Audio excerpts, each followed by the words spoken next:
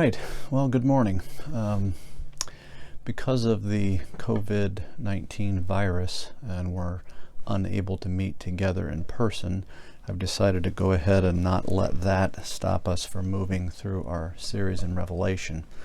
So we're going to continue to move forward. I will try to have these done for us every week as long as we need to ahead of time, so that when you Sunday morning you can get up and tune in and see the lesson as prepared.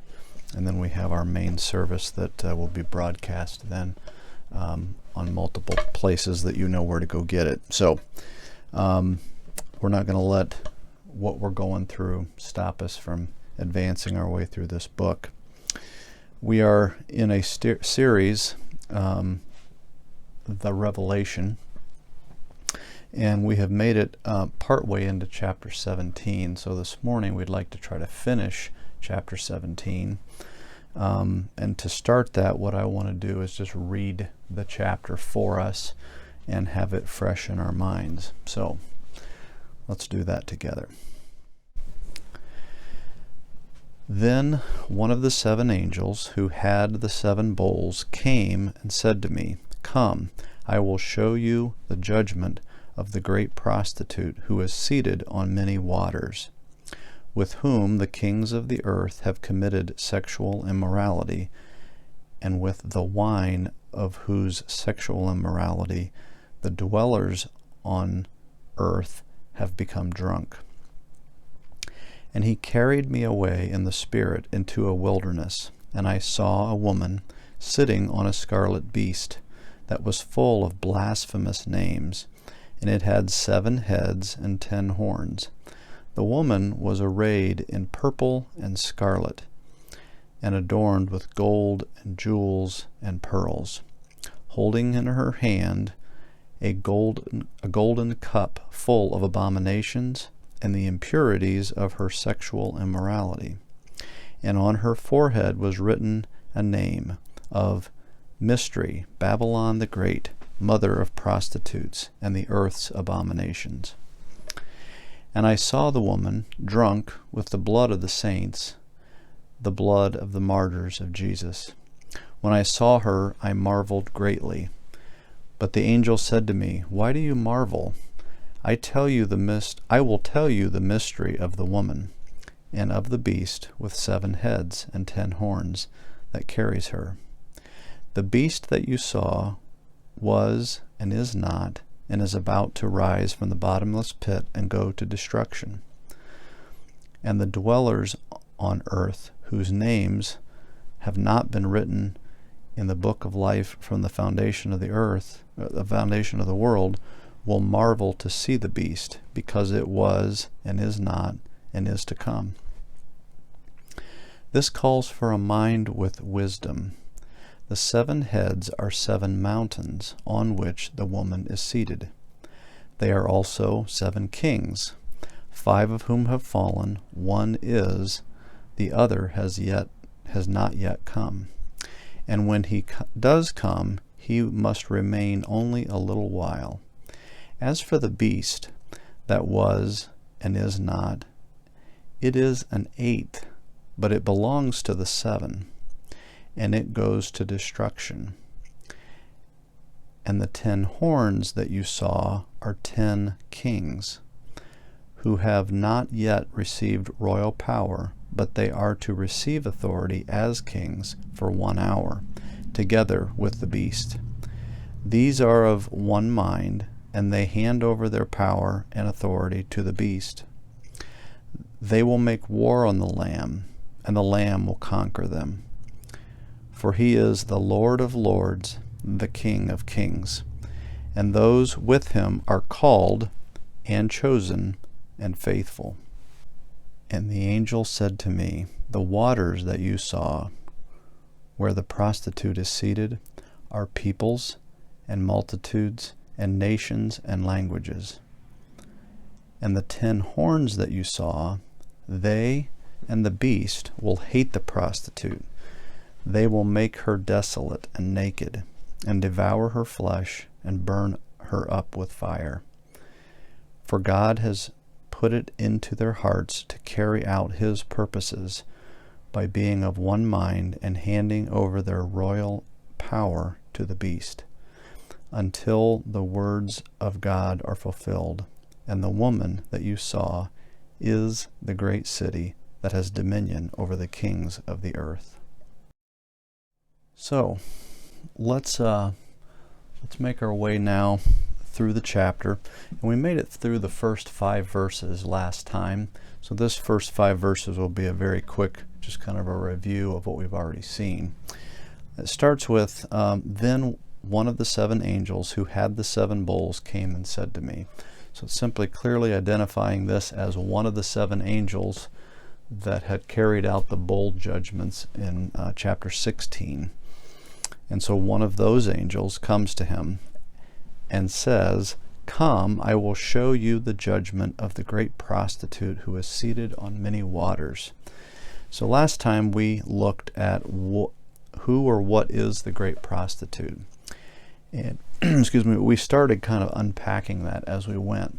And what we came to is that it is the false religious system of the world that began in Babel and is the mother of all false religions.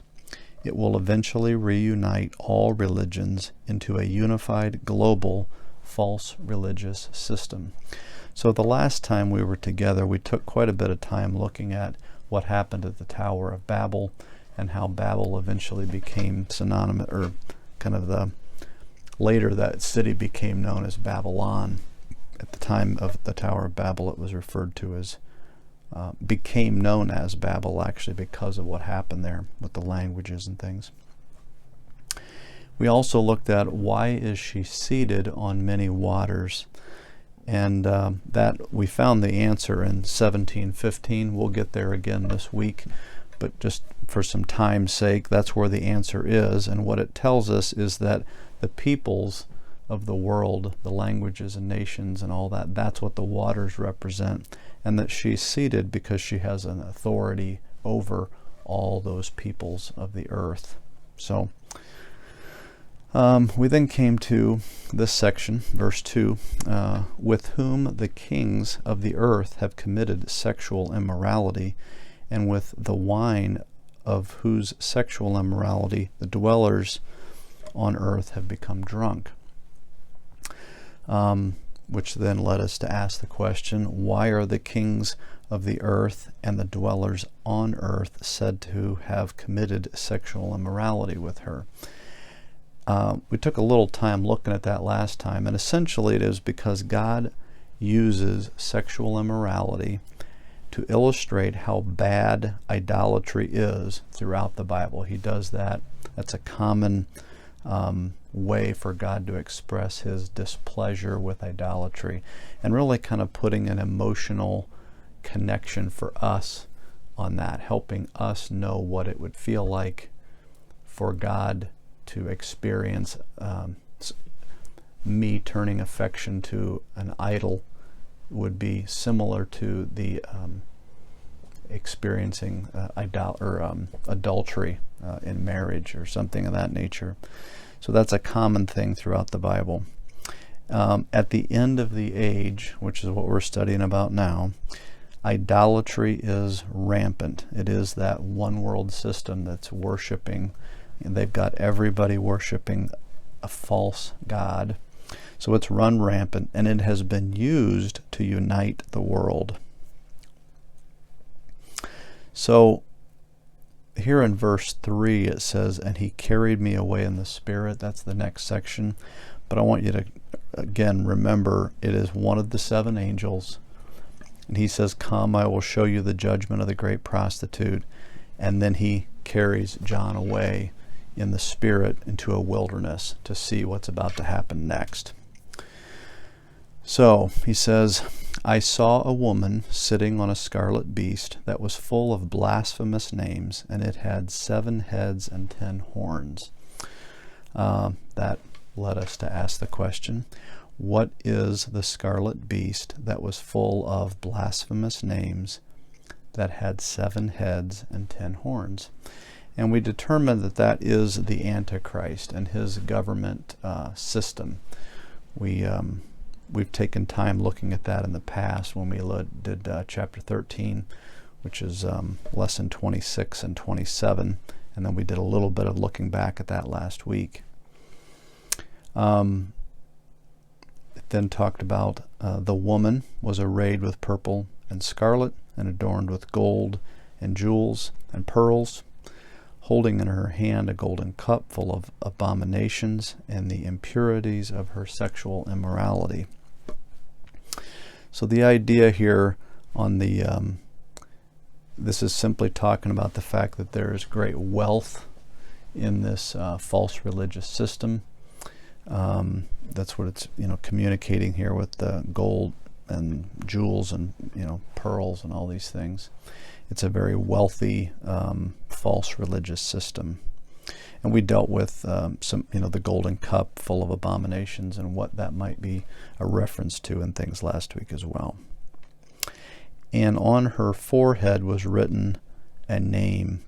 And last week I made the comment that the translations, some of them will say it this way, where it's mystery, Babylon the Great, and others actually say it as mystery Babylon. And when we look at the best we can surmise by looking at the text, the originals, or not the originals, but the ancient copies, we think mystery really should be part of the name. So it's mystery Babylon the Great, mother of prostitutes and earth and of earth's abominations. So it's Babylon the Great. Again, we've talked about it. Babel is later called Babylon, and so that's part of that connection and why we went back and looked at that. So here's the answer to the question: here's the question: why is the name mystery Babylon the Great, mother of prostitutes and the earth's abomination? Why is that written on her forehead? And it is because she is the false religious system that began at Babel, Tower of Babel. They had a unifying religion that had pulled them all together, and when they divided over language and split up and took off, they took parts of that religion with them, and that's why all false religions have a similar idea to them. And we'll look at that a little bit more as we go on this morning. So it began at Babel and is the mother of all false religions. It's a mystery because it's more than just the actual city of Babylon. And again, we'll unfold that a little bit more as we move through the morning as well. So moving into some new material now here in verse 6. It says, "And I saw the woman drunk with the blood of the saints, the blood of the martyrs of Jesus." So this woman is clearly involved in the killing of Christians or followers of Christ, and here they're called the blood of the martyrs of Jesus. And you may remember this from prior lessons, but martyrs is another word for witness. These are witnesses of Jesus. Those who have witnessed about Jesus are those who are being talked about here, believers, followers of Christ. If we go back into Revelation 7, verses 9 and 10 kind of tell us an interesting fact. It says, "After this I looked, and behold, a great multitude that no one could number. And they're from every nation and all tribes and peoples and languages, and they're standing before the throne and before the Lamb, clothed in white, with palm branches in their hand, and they're crying out with a loud voice, 'Salvation belongs to our God who sits on the throne and to the Lamb.'" So this is a number of people too numerous to number, and they're from all the nations and tribes of the earth. If we go on down a little further in the passage here in 14, the latter half of the verse, it says, "These are the ones coming out of the great tribulation." So this is how we know this is a group that's being martyred. These are the ones that she's drunk on the blood of the saints. These are those folks that she has become drunk on their blood, these very people. And it goes on to say, "They have washed their robes and made them white in the blood of the Lamb." It's simply a reference to the fact that they are believers, followers in Christ, followers of Christ. So back to our main passage here in Revelation. It says, when I saw her, I marveled greatly. This is John speaking, and he marvels greatly. But the angel said to me, why do you marvel? So he sees this image of this woman, and it just kind of, he's confused. He's in great wonder over this. And the angel's like, why do you wonder? And then he goes on to say, I will tell you the mystery of the woman. In other words, don't worry about it. I'm going to explain this to you. Would be a modern way of saying that. And of the beast with 7 heads and 10 horns that carried her. So he's saying, I'm going to tell you the mystery of the woman and of the beast with 7 heads and 10 horns that she's riding on. So he's going to unpack all that now. So in verse 8 it says, the beast that you saw was and is not, and is about to rise from the bottomless pit and go to destruction. I have a note here at the bottom that says see lesson 26 and 27.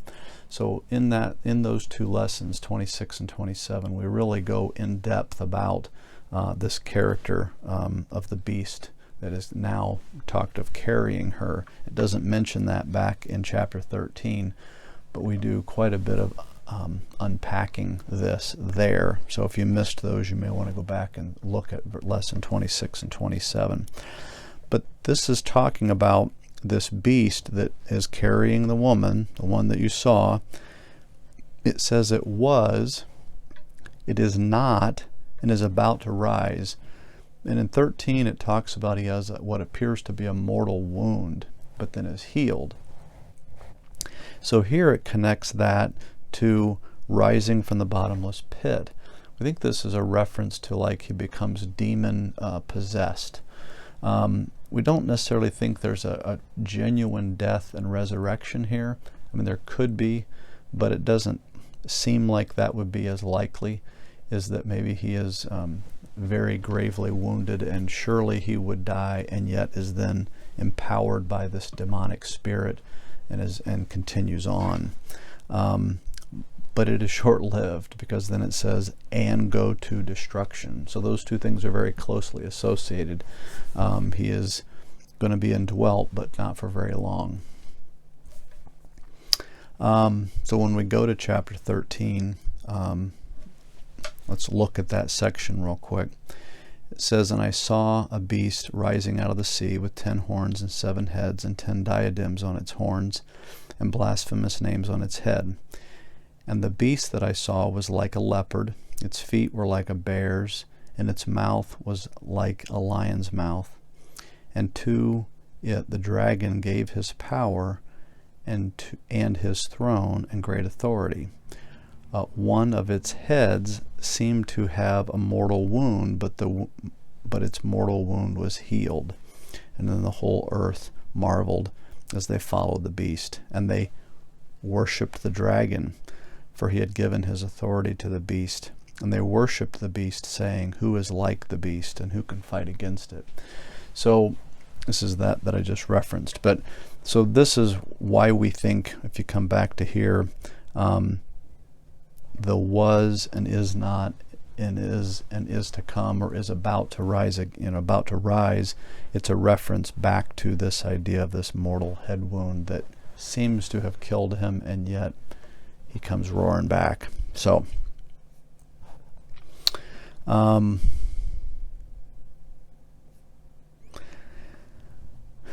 then if we keep moving, it says, and the dwellers on earth whose names have not been written in the book of life from the foundation of the world will marvel to see the beast.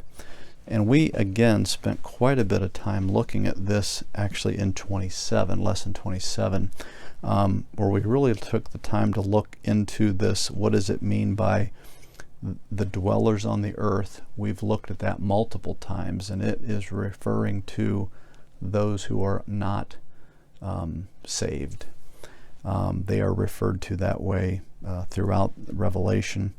But here it describes them as those who have not had their name written in the book of life from the beginning of time, or before the foundation of the world.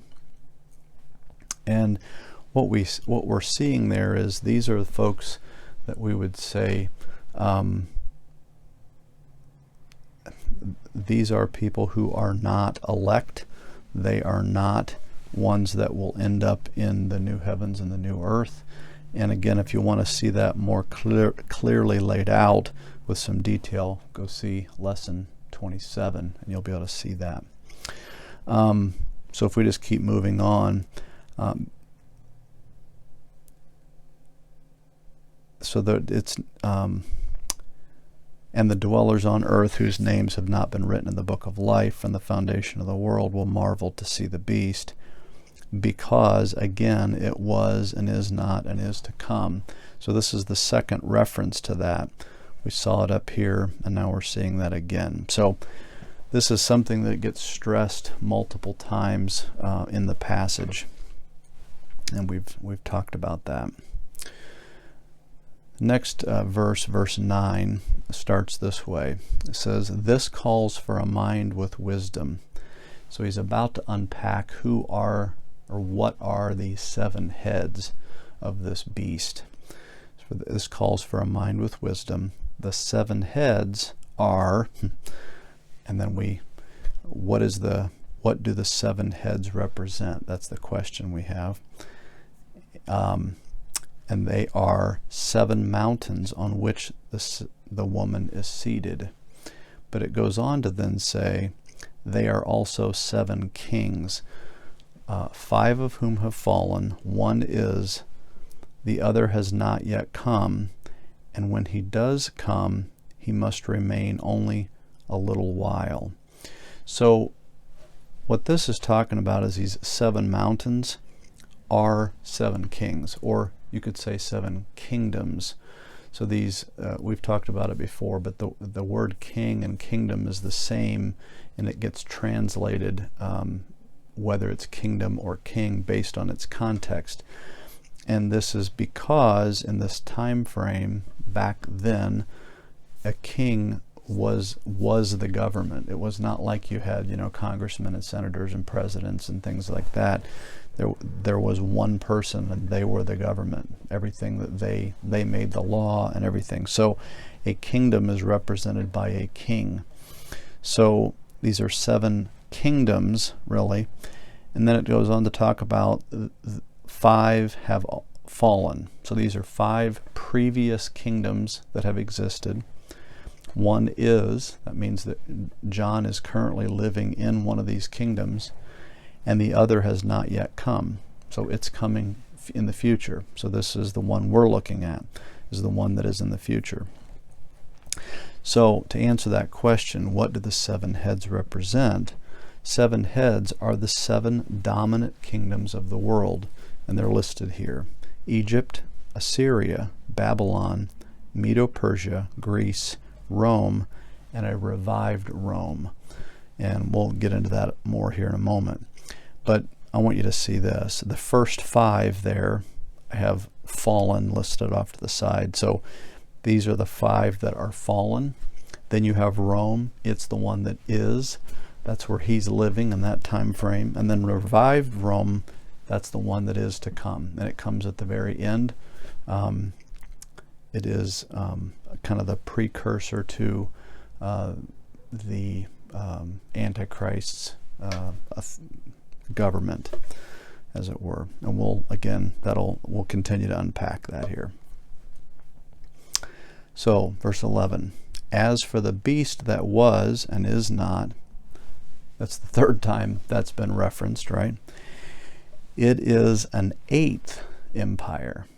So we've had 7 heads, but he's saying there's an 8th one that's coming, but it belongs to the 7. So this 8th one is going to come out of the 7, and it goes to destruction. Again, it will only be in power for a short time, and then it goes away. So again, back to our kingdoms here, these 7.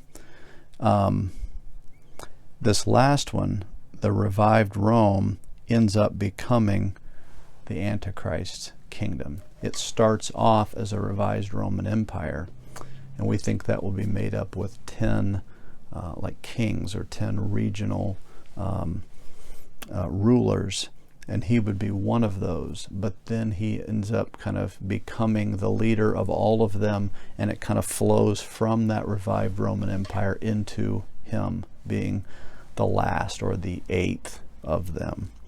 And that's why the beast with 7 heads, he represents, or it represents, the Antichrist himself. The beast would be the 8th, so to speak. The beast itself would be the 8th. And then it goes on to talk about, and the 10 horns that you saw. So now he's going to tell us what the 10 horns are. So what's significant about the horns? And the 10 horns that you saw are 10 kings who have not yet received royal power, but they are to receive authority as kings for 1 hour, together with the beast. So the Antichrist, along with these other kings, are going to receive power, but only for a short time. And they are those 10 specific leaders that I just talked about. They haven't received power yet, not when this was written, but they will in the future, and they haven't yet today. We don't know who those folks are. This is a future event inside the tribulation period. So if we go back to chapter 13, verses 1 to 4, it kind of helps. It talks about this same issue, but by talking about it from 2 different passages, we hope to be able to piece some more of that together. It says, and I saw a beast. In that passage, it talks about him rising out of the sea with 10 horns and 7 heads, with 10 diadems on its horns and blasphemous names on its heads. And the beast that I saw was like a leopard, its feet were like a bear's, and its mouth was like a lion's mouth. So here it really describes this 7-headed beast with some more detail. We're just told that it's a 7-headed beast with 10 horns in Revelation 17. In Revelation 13, it describes that a little bit further. So with that, let me show you this. The 7-headed beast with 10 heads. Let me look. Yeah. Okay. So there's a bunch of fanciful pictures that I found, and I just thought I'd show you a couple of them. I don't think this is a good representation of that, and I'll explain why here in a moment. You'll notice that a lot of these leopards or whatever have 1 horn, and yet a few of them have 2 horns, things of that nature, right? So they got to come up with 10. Here's another one. This one, it has the mouth of a lion with steel teeth, but you'll also notice on this one the horns are scattered around to the different heads. The main head only has, looks like maybe 4 horns on it, right? So let me show you this. It says, and the 10 horns that you saw are the 10 kings who have not yet received power. So the horns are the kings. And the kings are not spread out through all of those different, like Egypt and Medo-Persia and Babylon. No, they're all in the revived Roman Empire, which is that last head of the 7-headed beast. So all 10 horns should be on that head, not scattered around through all of them. And again, so here's where we have the revived Roman Empire. That's where the 10 horns should be. If we go to Daniel chapter 7, that's another similar vision. It's different, but it's similar. And again, we deal with it back in that lesson 26 and 27. It says, after this in the night vision, after this I saw in the night vision, and behold, a 4th beast, terrifying and dreadful, exceedingly strong. It had great iron teeth. It devoured and broke into pieces and stamped whatever was left with its feet. It was different from all the other beasts that were before it, and it had 10 horns. So the way Daniel saw it, they were individual beasts. And the last one is this Antichrist figure, or that world system, I should say, the revived Roman Empire, which he will be a part of at the beginning. But it's specifically telling us here that one head has the 10 horns. So this picture, I think, is a little bit better representation. It has all 10 horns on one head. And then I came across this one. This one, I think, is maybe the best that I found. It kind of looks like a, I don't know, triceratops or something, but it also sort of looks like that's sort of a helmet that is on what looks like to be a lion's head. I don't know. None of these are great. They all have problems. But the point I want you to see is that all 10 horns are on that one head. And you'll notice on these that all the horns have crowns on them, which was talked about back in Revelation 13. And I'm doing this in part because when we went through it in chapter 13, somebody said, can't you find a picture for us? So I wanted to get you a few pictures to see. Thought that might be helpful to see how that would look. So verse 12, again, and the 10 horns that you saw are 10 kings who have not yet received royal power. But they are to receive authority as kings for 1 hour, together with the beast. So these 10 kings are going to receive power, but for a very short period of time, and then they come into power at the same time he does, together with him, the Antichrist, being the beast. These are of one mind, and they hand over their power and authority to the beast. So once they have the power, then they turn and they hand that off to the Antichrist. So he ends up having all the power, and that's how it then transitions from like that 7th head into the 8th, from the revived Roman Empire to the Antichrist. This is another way of explaining that. Back to Daniel 7, where it talks about that again, it says, it was different from all the beasts that were before, and it had 10 horns. That's that same section we just looked at. I considered the horns, and behold, there came up among them another horn. Again, this is this Antichrist figure. He's the beast, he's one of the heads, and now you're going to see that he's one of the horns. So another horn came up. Well, another would be an 11th horn, right? Because there's already 10 here. So if we come back to these 4 great beasts, let's see. Oh, I know what we're, okay. So if you keep reading on further down, let's do this. This is where we were just at. I considered the horns, and behold, there came up among them another horn, a little one, before which 3 of the first horns were plucked up by the root, and behold, in this horn were eyes like the eyes of a man, and a mouth speaking great things. So this is a reference to the little horn, as it's described here, is the Antichrist. He kind of overthrows 3 of these guys, uproots them, and the horn having eyes and a mouth are a way of talking about intelligence and cunning, that kind of thing. Further down in the chapter it says, these 4 great beasts are 4 kings who shall arise out of the earth. But the saints of the Most High shall receive the kingdom and possess the kingdom forever and ever, or forever and ever. That is a very weird way to say that. Receive the kingdom and possess the kingdom forever and ever. Then I desired to know the truth about the 4th beast, which was different from all the rest, exceedingly terrifying, with teeth of iron and claws of bronze, and which devoured and broke in pieces and stamped with what was left with its feet.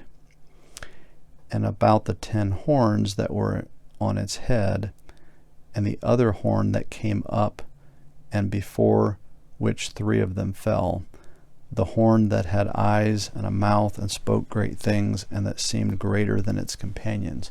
So he's simply saying here, I want to understand these 4 beasts and the 10 horns and then the other 11th horn that comes up. So what is that about? And here it tells us. It says, as I looked, this horn, that 11th horn, made war with the saints and prevailed over them.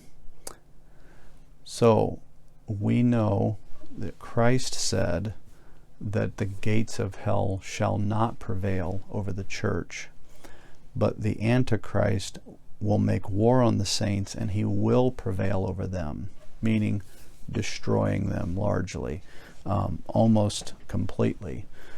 He does have victory over them. He prevails over them, not spiritually, because we see that when they are killed, they end up in heaven, washed in the blood of the Lamb with white robes and standing before the Lamb. So it's not that he destroys them that way, but they have no power on the earth during that time, and they are being killed until the Ancient of Days comes. So this destruction of the believers, this prevailing over them, is right at the end, right before the Ancient of Days comes. So this is this tells us that this is at the very end. And then it says, and judgment was given for the saints of the Most High. So he judges the one who does that. And we'll be reading about that in weeks to come. And the time came when the saints possessed the kingdom. And when we get to that section, you will see that there's a second coming of Christ where he brings judgment against the Antichrist, and then he sets up a 1,000-year millennial reign on earth. And this is what this is talking about. And the time came when the saints possessed, they had the kingdom, ruled by Christ on the earth, and the saints possessed that kingdom. So very encouraging stuff. So what is the significance of 10 horns? The 10 horns are the, should say leaders, not leads. The 10 horns are the leaders of the world during the tribulation. The Antichrist is the 11th horn of Daniel 7, or also known as the little horn. So that's what the significance of these 10 horns are. It's just another way of explaining who this guy is. These, when it says they, it's they is the 10 kings and the Antichrist. They will make war on the Lamb, and the Lamb will conquer them. Again, second coming of Christ. For he is the Lord of lords and the King of kings. That's a reference similar to the one we see in Deuteronomy 10:17, where it says, for the Lord your God is God of gods and Lord of lords, the great, the mighty, and the awesome God, who is not partial and takes no bribe. So he's just, it's a way of attributing to God, he is the God of gods and the Lord of lords. Well, in this passage it says he's the Lord of lords and the King of kings. So and then it says here at the very end of this section, and those with him. So these are the ones who are coming with Christ at his return when he conquers them. Those who are with him are called and chosen and faithful. And we again took quite a bit of time on that when we were back in week 26 and 27. But that's a big deal, I think. We are called before the foundation of the world, or chosen before the foundation of the world. During our lifetime we're called, we respond to that call, and then because we have been chosen and called, we are faithful to the end. And for those who are not faithful to the end, then you know they were never called and never chosen. You have all three of these, or you don't have any of them. And 1 John talks about that. They went out from us because they were not of us. If they had been of us, they would have remained, and because they weren't, they left. And that's just another way of kind of saying that here. So, moving into this last section, it says, "And the angel said to me, the waters that you saw where the prostitute is seated are peoples and multitudes and nations and languages." And that we referenced early in this lesson, that's what it means when it's she's seated on those waters. So let's end with here, what happens to the great prostitute? What happens to her? So if we keep reading in this section, it says, "And the 10 horns that you saw, they and the beast will hate the prostitute. They will make her desolate and naked, and devour her flesh and burn her up with fire." So there comes a point where they turn on the prostitute. And again, the prostitute is this global one world religion, false religion.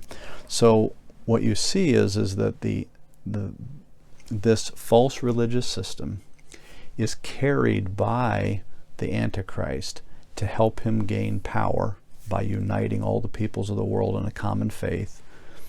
At the halfway point, he has a mortal wound, looks like he's died. He comes back, we think demonically possessed.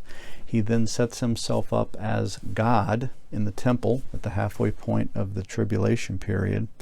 And at that point, he and his 10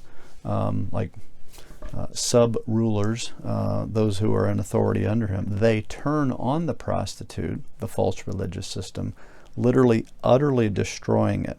They will make her desolate. They take all that wealth that she had. They make her naked and devour her flesh. So they just strip her to the bone, so to speak, of all wealth and position and power. And then they burn what's left with fire. So there's literally no remnants left of this false religious system. Everything turns to the Antichrist. And he will have no rivals in that regard, in other words. So if we go back to 13, it talks about this a little bit. It says, "And I saw a beast rising out of the sea with 10 horns and 7 heads, 10 diadems on its horn and blasphemous names on its head." It talks about, it describes it, and then it says, and to it the dragon gave his power and his throne and great authority. So the dragon is the one who is empowering. That is, the dragon is Satan. It's described in chapter 12.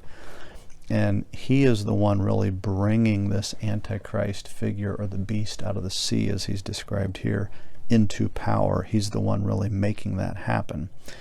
If you keep going, though, down a little further, it says, "And the whole world, or the whole earth, marveled as they followed the beast and worshipped the dragon." See, this false system is destroyed by the Antichrist, and he turns all the attention on himself and claims to be God, right? But in worshiping him, ultimately what they're actually doing is worshiping Satan, or the dragon, the one who's been the power behind the Antichrist. And that's what it's telling us here in chapter 13. So what happens to the great prostitute? Well, she unifies all religions into one global religion until the Antichrist turns on the global religion and destroys it. He demands the world worship him, or ultimately Satan. Ultimately, that's who's being worshipped here. If we go back to this, who is this, who or what is the great prostitute?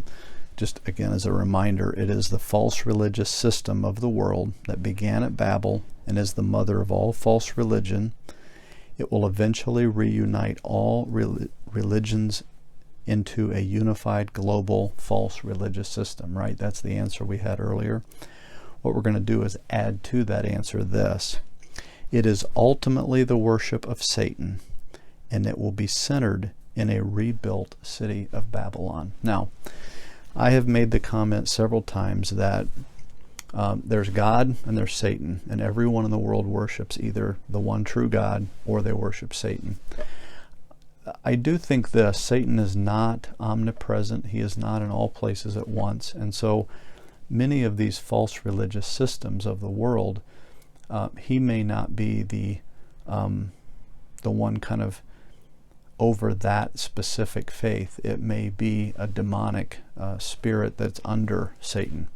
But all of those, eventually, Satan directs them to lead everything back into one unified system. And then once everything's unified, he then turns on that and forces everything to be directed only at him. So it is all under his authority currently, but ultimately it's going to be a worship of Satan himself. And when it talks here about it being centered in a rebuilt city of Babylon, today in Iraq there is a city. It is the original city of Babylon. It's still there. You can see where the Tower of Babel was and all of that. We really do think there will be a time in the future where that city will be rebuilt. And there's one of the things you think about as it relates to this. To build a city, say London, right? It has been there for so long. When they want to do a subway, they've got to deal with all the stuff that's been there before, right? So sometimes it's just easier to go out in the middle of nowhere and build a city, with like a blank canvas. Saudi Arabia is looking at doing that right now with this massive city they're wanting to build. And they're wanting to do it in literally the middle of nowhere because they've got a blank slate to work with. This would be similar to that. Babylon, while it's there, it's like archaeological ruins, really.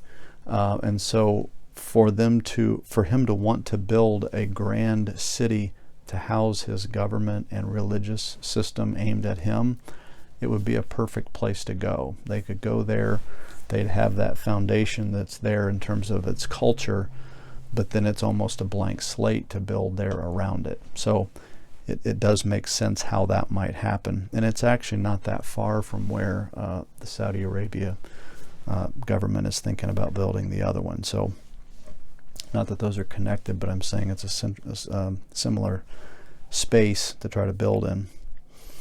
As we keep moving here, next it says in verse 17, "For God has put it into their hearts to carry out his purpose by being of one mind and handing over their royal power to the beast." So what he's talking about here is these 10 leaders. They are the ones that end up giving over their power. What's talked about that to the Antichrist. But what I want you to catch is it's for God has put it into their heart to carry out his purpose. So the reason they're doing this is because it fits what God wants to have happen. Speaking of Babylon, right? It's interesting. If you go back to Daniel chapter 4, it talks about Nebuchadnezzar, this very arrogant, proud man, and God humbled him by making him lose his sanity. And then it says here in chapter 4, verse 34, it starts, "At the end of the days, I, Nebuchadnezzar, lifted my eyes to heaven, and my reason returned to me. And I blessed the Most High, and praised and honored him who lives forever. And his dominion is an everlasting dominion, and his kingdom endures from generation to generation." So Nebuchadnezzar finally gets the point. Okay, God, you really are God. You are the Most High. And then he says this, "All the inhabitants of the earth are accounted as nothing. And he does according to his will among the hosts of heaven and among the inhabitants of the earth. And none can stay his hand or say to him, 'What have you done?'" The point I wanted you to see there is we can read a verse like this and know that that's true. But when you go look at this verse, that's a practical way that Daniel 4 is worked out. These 10 men who run the world, they're literally the most powerful guys on earth, and they do what no one would do, which is turn and give all their power away, and they give it to this Antichrist figure. Why? Because God put it in their heart to do it, and they do it.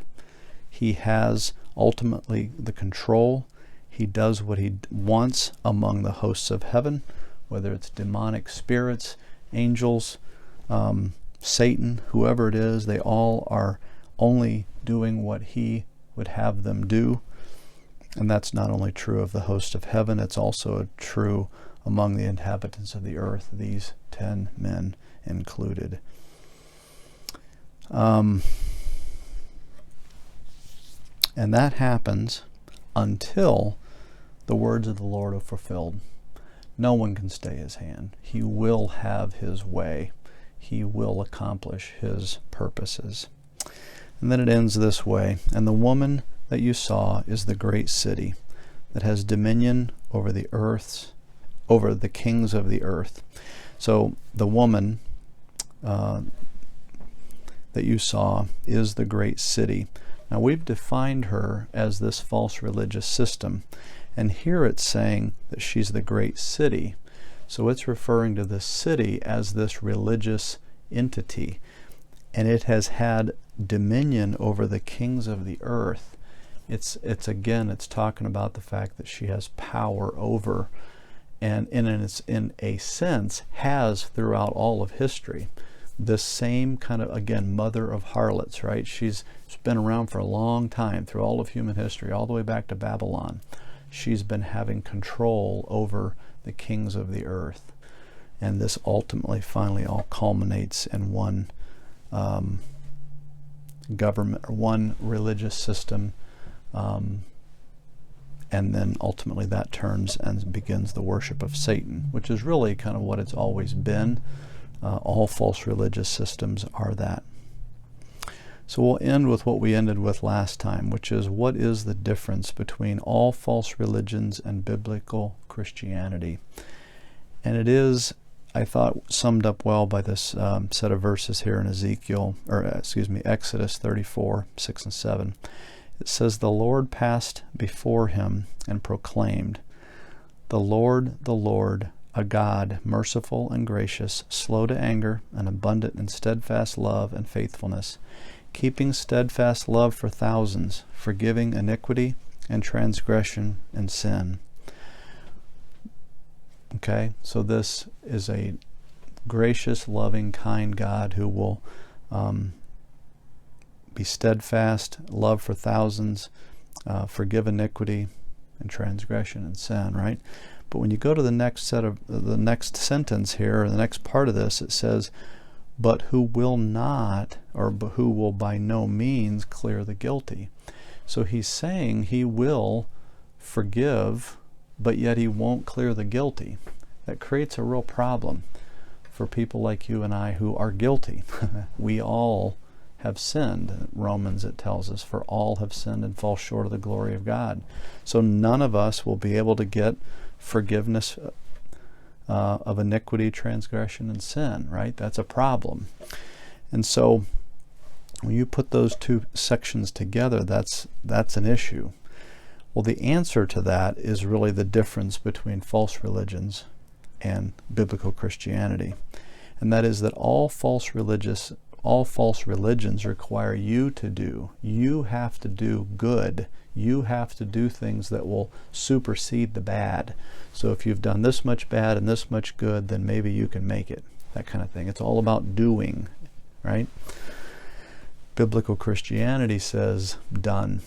The point is, you and I can't be good enough. God has set the standard at perfection, and anyone who's not perfect does not make it into his presence. And so by us saying that biblical Christianity says it's done, what we're saying there is that Jesus took God's wrath by dying and reconciled us through resurrection. So the point is, Jesus is the one that God, if we go back to this, but who would by no means clear the guilty. So he doesn't clear the guilty. The problem is Jesus wasn't guilty, right?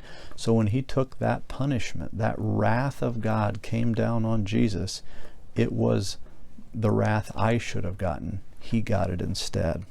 So that's what's being described there. And then when he resurrected, that is evidence that God accepted that payment. And through that, he brought us into reconciliation with God. So now, through faith alone, we are given Christ's righteousness purely by his loving grace. So this is nothing that we can earn or work our way into, but now we simply choose to live lives that bring him glory, and we try to live up to our calling, as 1 Peter says, but we do it out of gratitude, not out of fear of not being good enough. And it is really the clear distinction between biblical Christianity and all false religious systems. So with that, let me close us in a word of prayer, and I'll have a good rest of the day. Dear Heavenly Father, we are grateful that we're able to open your word, see the revealed truth that you have for us. We are very mindful of what's going on in our world.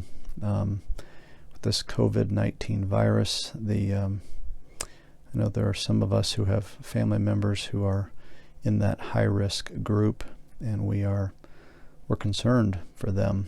But ultimately, Lord, we know that you have a plan and you have things in hand. This has not caught you by surprise, and that we ultimately, these types of things help us to grow in our faith of trusting you.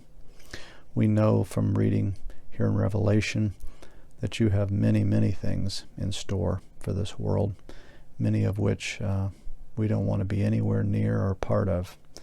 And so, Lord, if anyone is hearing this today, I pray that you would, through the power of your Spirit, quicken them to truth, help them to see their sin, help them to understand what a violation that is of you, help them to see their need to repent of that sin, turn not only from it, but turn to you, placing their full and only trust in what Christ did on the cross, taking your justifiable wrath that I deserve. They took it on him. Help them to see that they would be enlightened to that truth, and that they would respond to that truth by trusting in you, trusting in what Christ did as their only hope of salvation. Lord, help us to have a good week. Help us to continue to be good to our friends and neighbors and families that are hurting at this really challenging time. And we just pray all these things in Jesus' name. Amen.